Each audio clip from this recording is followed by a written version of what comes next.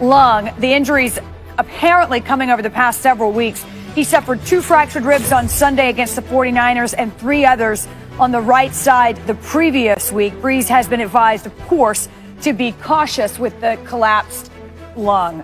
Mort, we'll start with you, obviously, for an update where Drew Brees stands and what we can expect looking ahead. It was evident after the game that this was a serious injury. First of all, Drew Brees taking himself out and telling his coach, Sean Payton, that he could not go back in the game. If you saw Drew on the sidelines, he looked very uncomfortable. We find out now that 5 fractured ribs, 3 of them from the previous week against the Buccaneers in that big win for the Saints, that were not discovered until he had his scans yesterday and as well as on Monday, Sunday and Monday.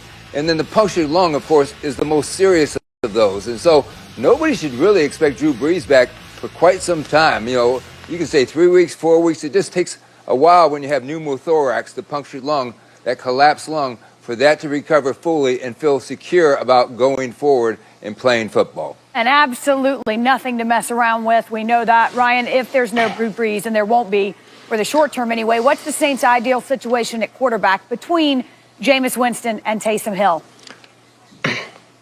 I think you go with Jameis Winston. It'll look much like I think they tried to do last year with Teddy Bridgewater, although I thought Teddy Bridgewater was a better second choice to Drew Brees. And they just have to try to hold on. They were 5-0 last year. I don't see that happening with this year's team, with the way that they're made up and how dependent they are on that offense to be efficient and run exactly the way that Drew Brees can run it. So you try to hold on the best you can, insert Taysom Hill, allow him to do some of those wildcat things as a changeup, but the defense is going to have to step up. Alvin Kamara is going to have to play better, and even though he was playing great already, and Michael Thomas is going to have to do what he did for Teddy Bridgewater. I see this as a prime opportunity for the Tampa Bay Buccaneers to come up, take the NFC South, and maybe the overall top spot in the NFC.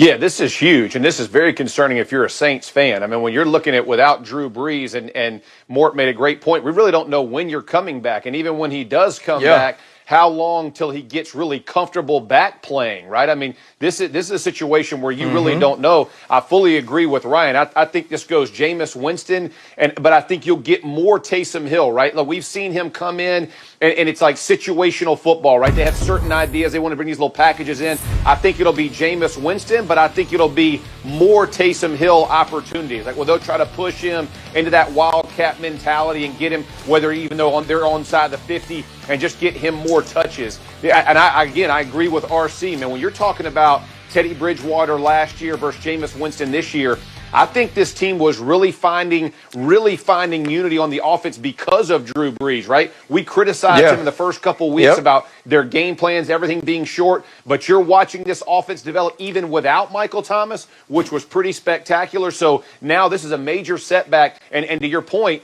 man, the Tampa Bay Buccaneers, they couldn't ask for a better opportunity to make a push now with the Saints in this situation. It changes the landscape of that entire division. And again, if you're just catching up, Drew Brees out for the foreseeable future, multiple fractured ribs and a punctured lung. The news not good news for Saints fans this afternoon. He was, however, not the only injured quarterback, and Mort will get you to take us through a couple of these, including his backup, his former backup, I should say, Teddy Bridgewater. Yeah, Teddy Bridgewater injured his right knee in the fourth quarter of Sunday's loss to the Tampa Bay Buccaneers. There was good news after he took his MRI Sunday evening, and good news into Monday morning when the MRI did not show any structural damage. He had some swelling, he had some soreness, but it's not the same knee that led to that catastrophic dislocation about 5 years ago with the Minnesota Vikings.